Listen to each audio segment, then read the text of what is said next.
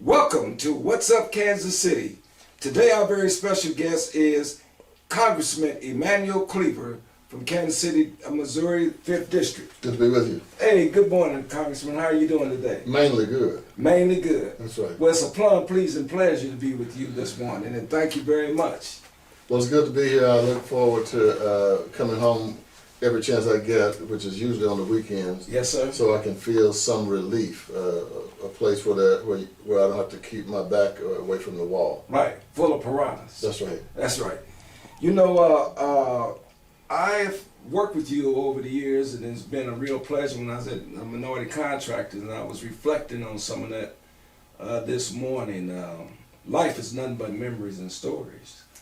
And I was thinking about Barter Hall. People don't know how close we came to not even having a Barter Hall or having something different. What was that, your very first day? First day. My first day after I was sworn in, I went to elevator, went up on the 29th floor, stepped out. I'm still happy. I just was sworn in front of 8,000 people. A little bit younger. Oh yeah, because significantly younger. Still in my 40s. Yeah. And lo and behold, I couldn't even step out of the elevator. There were people all over, and people were angry. And I thought, hey, I thought we were happy. I just was sworn in. I'm happy. Don't mess up my joy. Well, it turns out that minority contractors were concerned about whether or not they would have adequate economic participation in the biggest project going at the time, the expansion of Barter Hall. And legitimately, they came to say, hey, you know, things have not been going well, and this project is not going to get off the ground. Some of the individuals there said, we're going to disrupt construction, we're going to be outside with pickets. And I thought, man, you know, why don't I just go over to the church and go back to my preaching only? But we ended up 3 or 4 weeks later reducing the tension and getting people to come to the table, and the role you played was far more significant than the role I played. Yeah. Well, we did it together.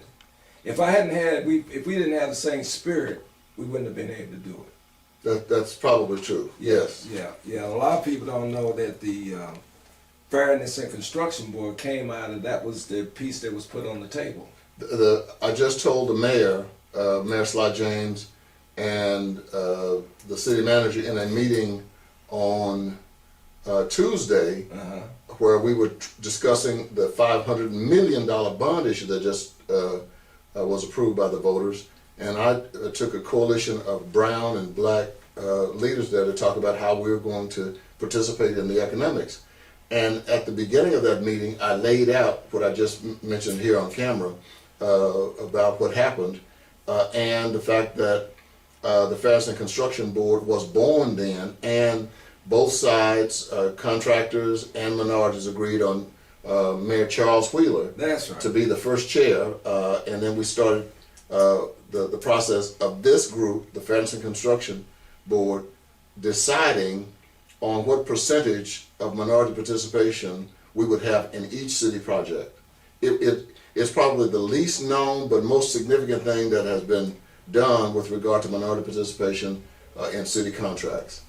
Yeah, I think they kind of mistreated a little bit, my opinion at this point. But at least, you know, I've learned that you don't get everything you want, but then you get something started, and it's better than not having anything. Yes. And it's hard for people to recognize that you didn't get the whole table, but you didn't have none of the table. So that's right. If you get a little piece of the table, you know that you got something to build on to see another day. That's part of my prayer, is to just let me live to see another day. I'm in tune with that kind of praying. Yes. Yeah. You know, tell the audience a little bit about who is Emanuel Cleaver.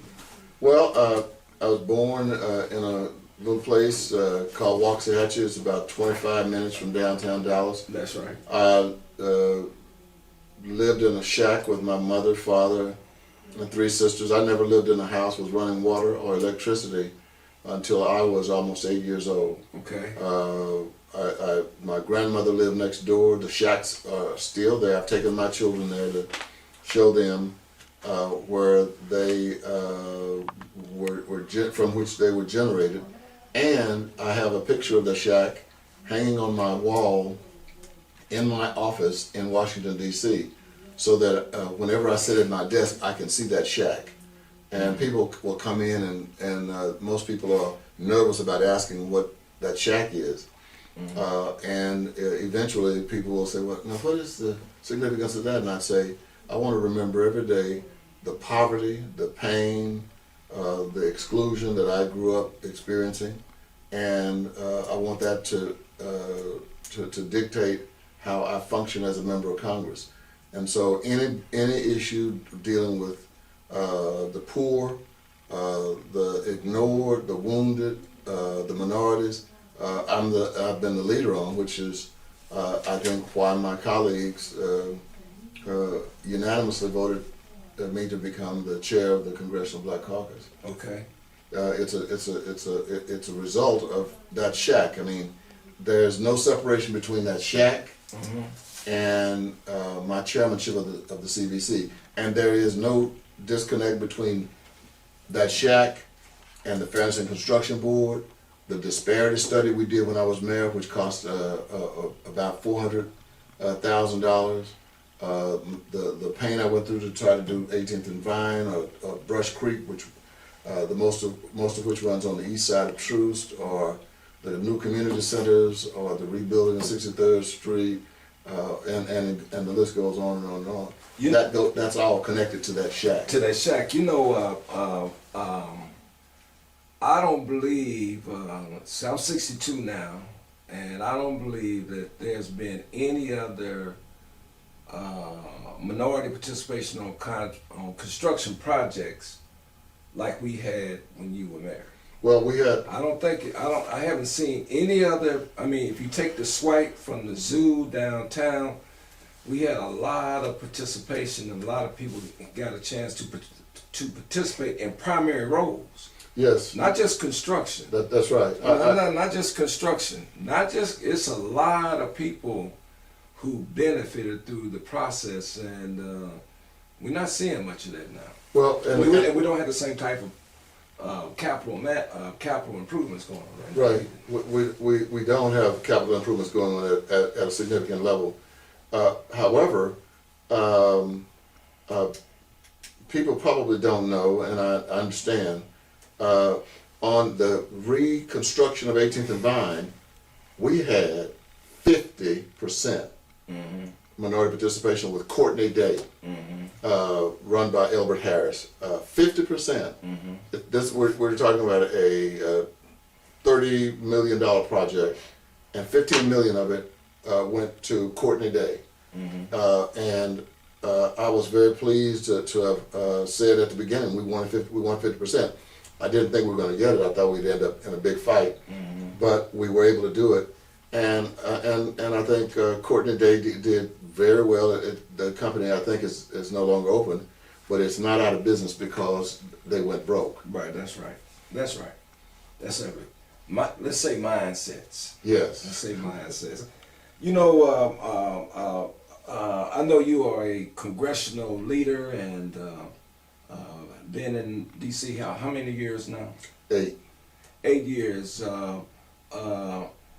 There's one thing that's guaranteed to everybody to live in the United States is the pursuit of happiness. Can you talk about that? Well, I think we believe in this country that we should have the right. We believe that it is a God-given right to be able to pursue happiness without people stepping in the way, without the government stepping in the way, without religion stepping in the way of that pursuit. Now, we can't guarantee happiness, but we can guarantee, or we should, the pursuit, that there are no barriers of race, no barriers of class, no barriers of religion that should be in your way. It's a thing that we can guarantee in the United States that most countries can't guarantee. People who have drive, people who want to achieve something, they can do it, and they can do it understanding that the government is supposed, it doesn't always do it, it's supposed to have removed the barriers so that you can do it. But sometimes, people have to fight the government to force the government to move the barriers For the pursuit. so that there can be a pursuit. Right. Yeah, that's a very interesting word, pursuit. Yes. And it's used in the founding language of America. Is that correct? That's right. We say that in the Bill of Rights. Right. We should have the pursuit of happiness, and I think that's monumentally important because sometimes the happiness is derived only in the pursuit. That's right. Martin Luther King, for example, talked about going to the mountaintop, and he said, "I'm going to pursue it. I'm going to the mountaintop, but I may not enjoy the happiness. I may not get there with you," he said. And so sometimes the great joy is in the pursuit. I tell my sons, sometimes it's the pursuit of the young woman that creates the greatest joy. That sometimes when you catch her, the joy may be gone. Right. But that pursuit is what's energizing and electric. Well, I think that's one of the principal mechanics of building a good, healthy relationship is that pursuit, especially of your female companionship. And if it's good when once you get there, it's even better. That's right. Then the happiness. Yeah, and the driving force of you wanting to do for your family. Yes. Yeah. Free enterprise. We were talking on the phone the other day, and I mentioned, I said, now we are underground TV, but we the best. I said, sometimes an operative like us, we might become meet the press. So talk to us about free enterprise. Well, because that's part of what we should be talking about, free enterprise. Well, I think when the term free enterprise means that we must be given the freedom to develop enterprises to our liking, to our economic benefit. And in the United States, it has been the freedom of enterprise that has created so much wealth. I was talking to a group the other day about somebody that many people probably ignore today, and that is the man responsible for the automobile, Henry Ford. That's right. Well, Henry Ford was free to go out and experiment and do things. That's right. And on the day that he was about to run the automobile, the horseless carriage, he had to make a decision with his scientists and people working with him, whether or not they were going to use fossil fuel, gasoline, or ethanol, which came from soybeans and corn and beet sugars. And he made a decision. Just think about this. At the turn of the 20th century, one man said, "Oh, let's go with fossil fuel," and that created an explosion in another field of drilling for oil and so forth.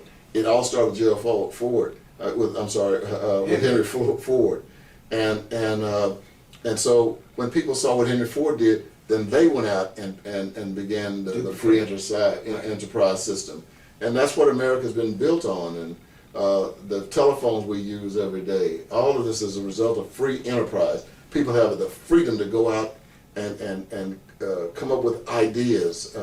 Facebook, all of this free enterprise, and we're not even yet at the tip of the iceberg. It's going to continue long after I'm gone. Right. And just like, what's up, Kansas City? That's right. This could ultimately become as mainstream as Meet the Press or Face the Nation. I've been on both shows. Right. And frankly, it was an idea. Right. I was telling some people about Morning Joe, that comes on each day at MSNBC. Joe Scarborough, a member of the House, had an idea after he left office of having this new kind of format where they sit around a table and bring in different guests and just have conversations. So he wanted to go, he didn't know anything about journalism, he's an attorney by training. So he goes to Mika Brzezinski and says, I have this idea, they have lunch. And she said, well, maybe it'll work, I don't know. And they refined it, and finally they walked into MSNBC and presented a proposal. And people said, well, that's worth exploring. Boom, Morning Joe. Right. It was called Scarborough Country, and then they changed the name to Morning Joe. But all of these TV shows started embryonically, not too much different than what's up Kansas City. What's up Kansas City, yeah. Yeah, it's, and plus we given a segment of our community a chance to view something different, hear something different, and be able to be interviewed themselves. We got some initiatives coming up with mothers and daughters and fathers and sons, because we think in our community we don't get enough focus of positive stuff about our families. And we know that our families are the mother lode of who we are. And we got a lot of good families. Yes, absolutely. More than the media seems to project. That's absolutely right. Now, you know what? There's in reading, man, we talk about books sometimes. And I've always seen this mention of thoughts can become things, okay? And what are your thoughts about things coming, you know? Well, such as thoughts can become things, campaign 2012. Right. As a man thinketh, so is he. And that means that what you think is a reflection of what you are, who you are. And a thought is not just some little invisible something floating right around. A thought is a thing. The building in which we are sitting now doing this interview was a thought in the mind of an architect before it was anything else. The camera being used to capture this interview was a thought in the mind of some inventor. Everything began with a thought. With a thought. And if you think that you are nothing, you are nothing. Right. If you think you're somebody, you're somebody. Because a thought dictates what you ultimately can do and what you ultimately will fail to do. Because it is the most powerful determinant of what we are. That's right. What we think. You tell me what you think, I tell you what you are. A formless substance. Yes, it's real. It's real. Yeah, but you put shape to it. Yes. It can be good thought, it can be bad thought. Yes, and that's why people who do some really, really bad stuff would have to admit that it began with a thought. A thought. It's not like I never thought about robbing 7-Eleven. Right. No, you thought about it. It was a formless thought. Yes. And you put some shape to it. That's right. Or you organized it. And you put some legs on it. And a gun. And a gun. And it came up bad. Yes. Yeah. But it can come up good. Yes. That's right. So now some of this thoughts can become things and this formless substance, and so we putting some shape to campaign 2012. So let's talk about that. Well, I think 2012 is a very, very significant year. The President of the United States, Barack Obama, is trying desperately to win the re-election. And the reason that he is because he understands that if he loses this election, it means that the Supreme Court could flip over in 7-2. Extremely conservative people versus two people who would try to be objective on the issues of the poor, the wounded, the colorful, and it's going to be a tough election. It won't be like 2008. The president himself, according to a new book that's coming out, has said to a number of people he was afraid of losing the 2012 election because of what the impact would be on the country and maybe even the world. So I think that it is a very important election. In 2008, we had an 18% increase in black voter turnout. That's 18% higher than it has ever been in the history of the United States. Now, it's not going to likely be that high this time because we don't seem to have the same kind of excitement and enthusiasm. But what I would say to people is this may be far more important than that first election. And this first election, the first election gave the president an opportunity to demonstrate to not only this country but the world that he had the capacity to lead. The second election, like my second election as mayor, was based on the public essentially saying, yeah, we didn't make a mistake the first time. Let's do it again. Do it again. And for African Americans, that's huge. It is huge because you don't. If Barack Obama is not reelected, there will be people not of goodwill, but people who will go around and it's going to end up in the history books that people will say, well, we tried to be open, we tried to push race out of the way, but he just didn't. He Right. just couldn't function. He just didn't do the job. Right. So, in my estimation, my first election was important, but the second was even more important. Mm-hmm. You, what about your campaign? Well, in my campaign, I have a new area. I have 100,000 new voters, most of them in the rural areas like Marshall, Missouri, Richmond, Higginsville, Sweet Springs, Odessa, Lexington. And so I've been spending time out in those areas. I'll be going out there shortly after this interview, where I'm meeting people, most of them farmers, and letting them see that I'm a regular, healthy person who doesn't have a tail or horns, and that I will represent them as well as, if not better than they've ever been represented. Most of my voters are white. I've had people say, well, you're not going to be able to get those white people to vote for you. I think that we make a mistake when we predetermine That's right. how people are going to act. That's absolutely right. And so I'm going out there with my mind completely open that these are Americans who will make a decision on whether they'll vote for me based on how I make my presentation. They have been remarkably warm. My wife and I spent last weekend in the home of white family in Marshall, Missouri. They had over 100 guests come to their home to meet me, and all but one was white, were white.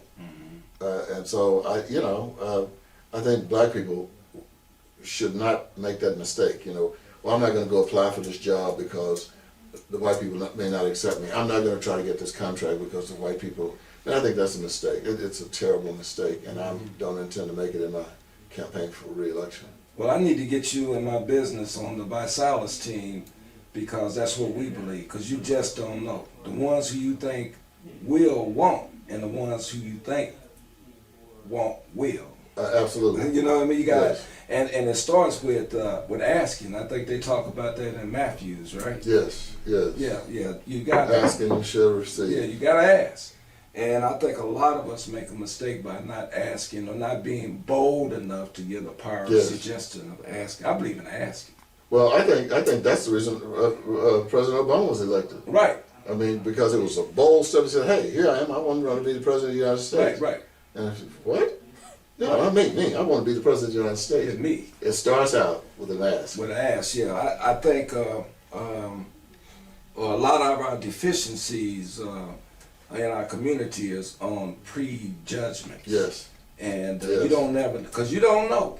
You don't never know until you sit down and ask somebody and talk to them and find out where they are, and then you'll know. You'll know a little bit. You might not know everything, but at least you ask. Yes. And that's the worst thing. I cringe in my sleep at nighttime when I had the opportunity to ask and didn't do it. but I'm pretty good at asking. But there's the story that preachers tell about the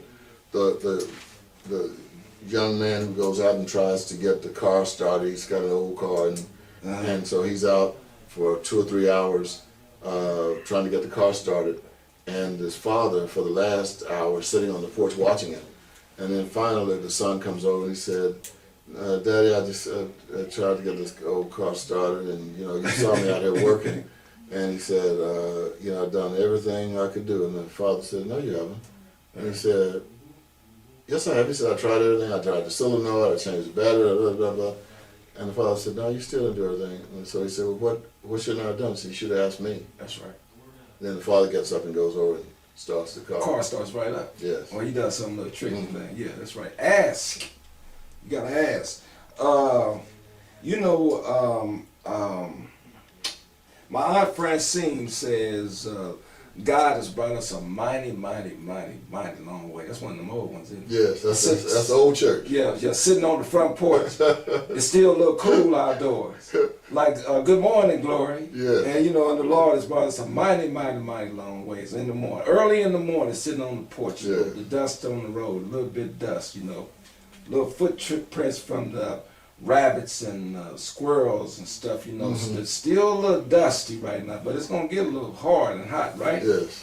With that, God has brought us a mighty, mighty long ways. I want you to talk about how thankful and grateful that you are that God has brought us such a mighty, mighty long way. I'm looking behind us, that chair there. Was that Truman's chair? Dick Bowling's. Dick Bowling's chair. A long ways. We want a lot right now, but we come a long way. So let's talk about that. Yes. The furniture in here came out of Dick Bowling's office, and this was Dick Bowling's chair. Okay. His wife wanted to make sure I had it. Now, Dick Bowling, for some of the younger viewers, hopefully they know the history, but Dick Bowling served as the congressman from this area for 34 years. He's a bad boy. He was tough in Washington. In fact, he was the chair of the Rules Committee. That means his committee set the rules by which the Congress had to deal with bills when they came to the floor. If he said there's no debate, there's no debate. That's the rule. And he ruled it with an iron hand. Yeah. And nobody could successfully challenge Dick Bowling. He decided to retire. Yeah. I mean, nobody beat him. He decided he was going to retire. Enough is enough. That's right. And he came here and started teaching at UMKC. And then Alan Wheat won his seat. Mm-hmm. But I think that when Dick Bowling first ran for Congress, if an African American, if Alan Wheat if he had been old enough, which he wasn't, but if he had said, well, I want to run, people said, oh, you better go somewhere and chop some cotton. Right. Go try to get a job running on an elevator somewhere in one of the hotels. Right. But today, people think nothing about the fact that the 5th Congressional District, which is only 17% black, 17% black, is represented by a black boy out of Waxahachie, Texas. A long way. We've come a long way. Yeah. I took my father to Washington, and we were driving by the Capitol Dome at night, and my father said, stop sign. So we stopped, and he just stands there and stares at this lighted dome, this majestic view of the dome symbolizing the government of the United States, and he started weeping. And he said, my son, coming out of Waxahachie, Texas, with my blood in him, is a member of the House of Representatives. And he just said, I never, ever would have thought. He said, I wish your mother was around to see this. I wish your grandmother, my mother, was around. And it was a powerful moment for me. And I think African Americans need to from time to time, ask themselves the question, how far have we come? And the answer to that question is a long way. It's a mighty long way. That's right. That's right. You know, it's been a pleasure, you know, interviewing you today. It's almost, it's very good for me, and it's very good for my heart to do it. You know, I think I was asking you once before about Proverbs 4:23. It talks about your heart, and your heart is, if you can look at a lot of stuff, boy, but your heart is the real barometer That's right. of who you are as a person. But on closing remarks, give me something. Well, let me just say, I think that we are living at an amazing moment in the history of this planet and this country. And frankly, with all of the problems we have, African American unemployment is at 14%. African American crime in this community is at an intolerable level. We can look at the fact that our housing is still subpar. That's right. We've got a lot of problems that we've got to resolve and solve for our children and our grandchildren. And the challenges are great, but we have been given by God some amazing strength and ability. We can overcome things, and we have overcome. I mean, 30 years ago, the building in which we sit, if we had walked in this building, they probably would have called the police on us. We are at a remarkable moment, and I think our generation must make sure that our children and our children's children understand the battles that were waged by us and by their great-grandparents, by Mr. Watts, who was a well-known figure in this community, by the people like Bruce Watkins and Leon Jordan. And I said many times, the morning after I was elected mayor, Ollie Gates, Bruce Jr., and I went out to the gravesite. I wanted to say a prayer and lift up my thankfulness for what Bruce did. It would be arrogance at the highest level for me to believe that I went to the mayor's office without Bruce Watkins. And the next generation must understand and never forget that they will rise because of the fights waged by the previous generation. So all of us have something to be thankful for, and all of us have something that should motivate us to continue to fight. Very good. You know, I just found out about a 90-day health challenge, Congressman Cleaver, and I am promoting getting fit, fighting obesity in our community, and earning a BMW. That's pretty good. That's pretty good. I got you. That's good. That's good, yeah. And the product is by Silas. We promote a 90-day body by health challenge, and you just got to hear about this. And on Tuesdays and Thursdays, 6 o'clock on the third floor of the Lincoln Building, that's in the historical Jazz and Negro League District, I have a meeting, a challenge party on Tuesday and Thursday, 6 o'clock, and on Saturdays at 10 a.m., I have another challenge party. You're welcome to come out and help me fight obesity, and maybe you can earn you a BMW. Now, my number is 816-728-1361, and please come out and join me. And Reverend, you're welcome to come as well, because I know that you guys have been dealing with this issue about obesity in our community. It's a very serious thing. Now, failure will never overtake you if your desire to succeed is strong enough. Failure will never overtake you if your desire is strong enough. Now, always remember this, Reverend, and when you talk about this on the Saturday morning, take that bath on Saturday mornings. but failure will never overtake you if your desire is strong enough to succeed. And always remember this, something I learned when I was 8 years old in the Cub Scouts, is to look sharp is to be sharp. And what's up, Kansas City? Thank you very much.